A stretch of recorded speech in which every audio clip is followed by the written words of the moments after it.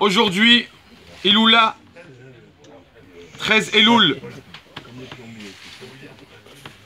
du Ben Ishraï, Rabbeinu Yosef Chaim, qui était à Babel en Irak.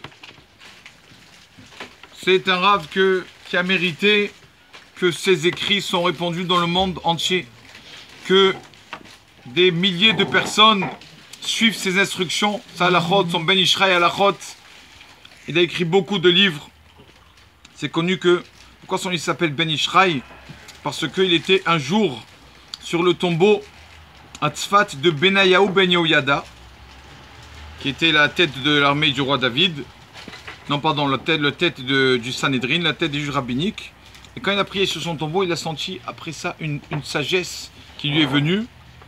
Et après, il a commencé à écrire tous ses livres. Donc c'est pour ça qu'il a appelé tous ses livres au nom de Benayahu Ben Yehoyada. Ben Ishraï, Rav Paim, tout ça c'est des prénoms des synonymes de Benayahu Ben Yehoyada. Donc ce Rav là, Ben Ishraï, des histoires sur lui, il y en a des dizaines et des dizaines. Ses élèves savaient que tous les vendredis, 2-3 heures avant Shabbat, il ne fallait pas déranger le Rav. Parce qu'il s'enfermait dans une chambre et il parlait avec Eliyahu Hanavi, prophète Eliyahu, toutes les semaines. Vendredi après-midi, étude avec Eliyahu Hanavi. Et une fois, un des élèves a dit, attends, on ne peut pas rester comme ça, on a envie de voir qui c'est ce Eliyahu Hanavi là.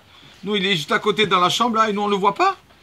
On va faire quelque chose pour entrer dans cette chambre. Qu'est-ce qu'ils ont fait? Ils ont pris un Rav qui s'appelait le Rav Yoshua Sharabani. Et ils lui ont dit, écoute, on t'a écrit une liste de 20 questions. D'accord? En Kabbale, en Gemara, tout ça, de 20 questions. Et tu vas, genre, tu tapes à la porte. Et tu as des questions au Rav. Comme ça, tu vois, il y a la vie. Tu nous dis comment il est lié en la vie. Et Rav Sharabani, il a dit, d'accord, on va faire comme ça. Et donc, il voit le Ben Ishraï qui monte dans sa chambre avec Eliyahu Hanavi veille de Shabbat. Et il donne au Rav Sharabani la feuille des questions. Et ils montent, ils sont tous à l'affût pour voir comment ça va se passer. Et il tape à la porte. Rav Sharabani, il tape à la porte. Vous imaginez, dans cette chambre, il y a le Ben Ishraï, Ben Yosef Chaim, et Eliyahu Hanavi qui sont en train d'étudier. Quand il tape à la porte, c'est qu'il ouvre la porte, le Ben Ishraï lui-même. Avant qu'il lui dise quelque chose, le Ben Ishraï lui dit, tiens, tu sais quoi, Rabbi?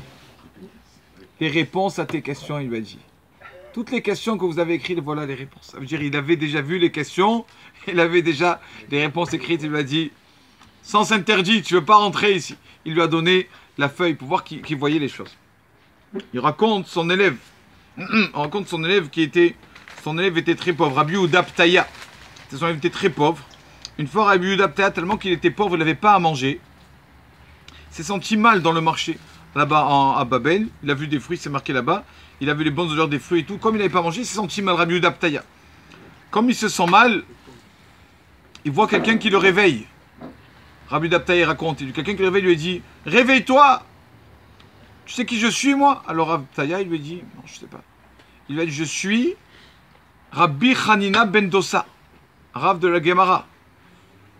Moi, tu te rappelles, tu sais que moi, je me suffis de peu pour manger. Alors, renforce-toi, lève-toi, et t'inquiète pas, tu auras toujours à manger. Et quand Rabbi Yehuda Ptaya, donc dès qu'il a eu cette vision de Rabbi Hanina ben Dosa, l'élève du Ben Ishraï, Rabbi Yehuda Ptaya, il a vu que c'était une autre personne. Il voyait des choses qu'il ne voyait pas avant. L'élève du Ben Ishraï, Rabbi Yehuda Ptaya. Et donc l'élève du Ben Ishraï, donc ce Rabbi Yehuda Ptaya, arrive une fois là-bas, arrive dans le Beth Midrash, et il voit le fils du Ben Ishraï, Rabbi Yaakov Chaim, le fils du Ben Ishraï, très soucieux, le fils du Ben Ishraï très soucieux. Il lui a dit, je sais pourquoi tu es soucieux. Il a dit, d'où vous savez, Rabbi? Il a dit, je sais pourquoi tu es soucieux. Je sais pas que tu as vu un rêve qui te fait de la peine. Il a dit, c'est vrai, Rav, j'ai vu un rêve qui m'a fait de la peine. Mais vous savez le rêve que j'ai vu? Le fils du Rabbi Yehuda Ptaya, il a dit, oui, je sais ce que tu as vu dans le rêve. Qu'est-ce que j'ai vu, Rabbi? Il a dit, tu as vu ton père, le Ben Ishraï, en dessous de la choupa, en train de se remarier. Et ça t'a choqué, ça. C'est pour ça que tu es triste comme ça. Il lui a dit, c'est vrai, Rabbi, c'est vrai. Il lui a dit, alors écoute, mon fils, ne t'inquiète pas. Ton père, le Ben Ishraï, c'est un tzaddik. Ton père et ta mère, ils vont avoir longue vie. Ne t'inquiète pas, il n'y a pas à se remarier, ton père.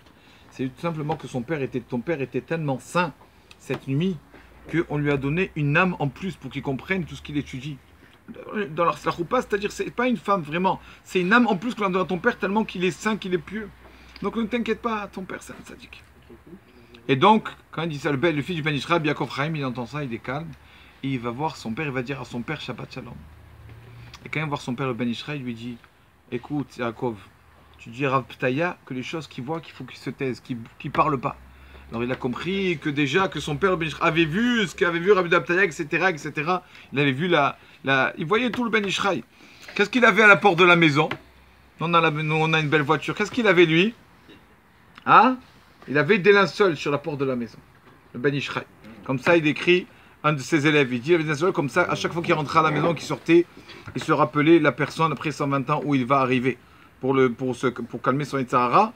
Donc, toi, tous les élèves, ils témoignent. Là-bas, il dit que à l'entrée de la maison, c'était ça le décor, les linceuls. Comme ça, on se rappelle un peu, ça nous enlève un peu notre orgueil. Que son mérite protège leur âme Israël. Amen. Amen. Amen.